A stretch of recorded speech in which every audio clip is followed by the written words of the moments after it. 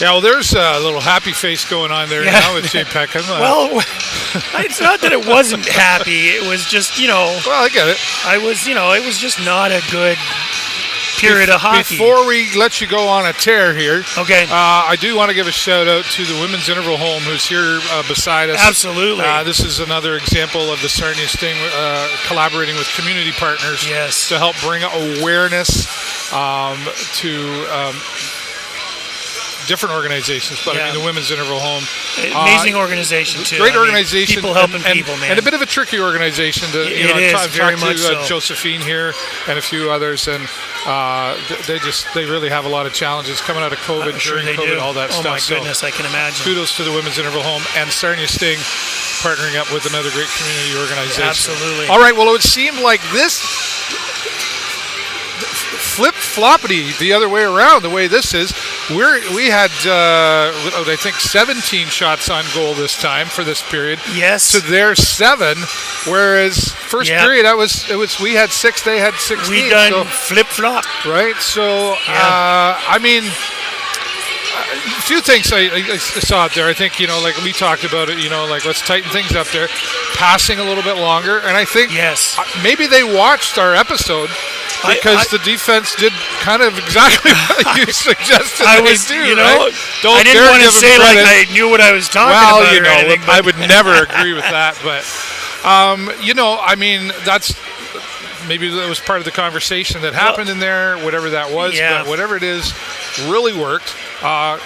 Cooper Way, of course, in there with a goal. 100%. Which both of these goals that tied it up, Way and Filak, these are two guys that we would expect that kind of performance from, and we'd expect to see get us back up on the clock. But honestly, the man behind the scenes here, Easton Wainwright. Yeah.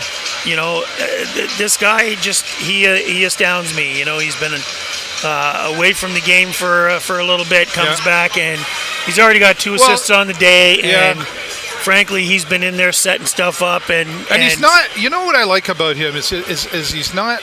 There's no. He's not a show off. Nope. He's just there. Precision and little percentages like you talked about there that kind of add up, compounded over time, that really bring out his style of playing that he's just really precision at. He's got these great bursts of activity. Right. You know what I mean? So you're just not expecting anything, and all of a sudden he's gone. Yeah. And I'm like... He's very zippy. He's zippy, but I think we need to see him on more special teams. I noticed we had our power play out at the one point, and we wasted it away. Easton Wainwright comes on for a shift with 3 seconds left, gets a shot on goal. We hadn't had a single shot on goal the entire time with our power play. He put him on, and with 3 seconds left, and he still gets a shot on goal. You know what? That's the kind of play we need to have. Yeah. That play with a sense of urgency, that that very active, bursts of surprise. Here I am, and. I think that's the power of his play. Cooper Way in there with a really nice goal. Oh, it's beautiful. Persistent hockey. That's one of those ones. Like, let's just keep. Here's the Sarnia Sting that we've become used to this season. 100%.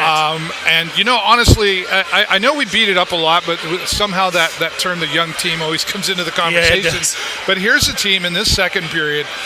That kind of showed that, in hindsight, maybe they're a little tired of hearing about that, And they're going like, call us a young team all you want, but here we are, and we are here to play hockey. They're doing the job. And definitely always got to make sure we give kudos to the coaching staff. The style of Alatang and his coaches really have brought a positive philosophy to this hockey organization in the last few years. I would say absolutely, you've hit the nail on the head. It's this very positive, very system-oriented,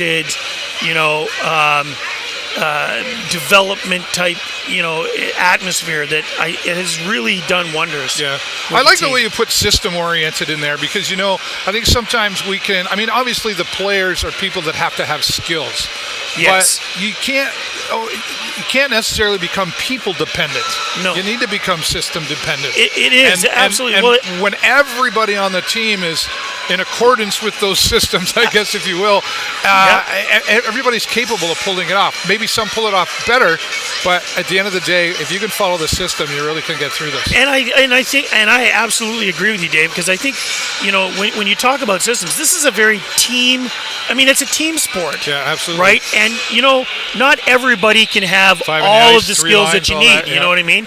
So, that's why they have 3 or 4 different shifts and lineups and stuff. Pick different people, different chemistry, different skill sets that they're bringing in certain circumstances. And it's up to the coach to read those circumstances and make sure the right guys are in doing the right jobs at the right time.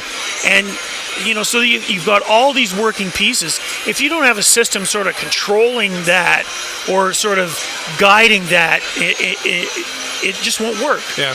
Well, hence the, and then it becomes predictable, and then that's terrible. Hence the well-oiled machine, though. Like if all the sprockets and the belts aren't tightened and everything's not, if the skates aren't tied and the pads aren't on, if there's one little piece that's out of sync there, the system doesn't work. Only as strong as your weakest link. Absolutely. Right. So I've always I have a lot. I know I say it, but I really just have a lot of admiration for Al Letang and I do too. What he does. And 100%. The other coaches, don't get me wrong, but it's the front man of the band, so to speak, the leader of the pack. Absolutely.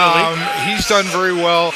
A lot of relationship building going on there. You've got to have the relationship with your teammates. If they're not looking up to you in a respectful way, then when you're giving the orders as the captain of the ship, okay.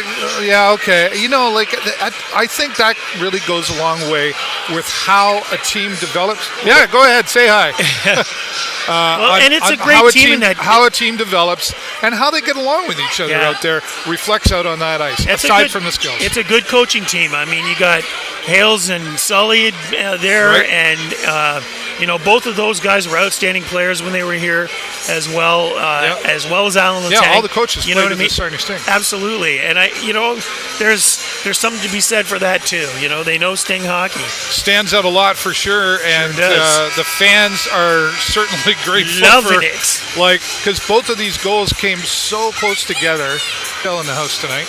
Yeah, very. Right? Yep. There's quite a few around here. Yes. Actually, there's 2 or 3 around. So people are noticing, and they're checking out a few of the, Carson Charchet, who's NHL's got their eye on, and a couple others as well. Absolutely. So let's talk about Nick Strzeziska tonight, and he's held well on for this team for this season.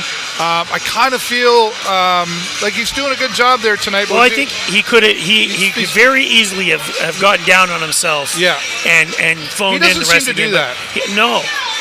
He's still 3 goals. We're down 3-1, and he's still out there making the stops that need to be stopped. That's right. And giving us an opportunity to come back.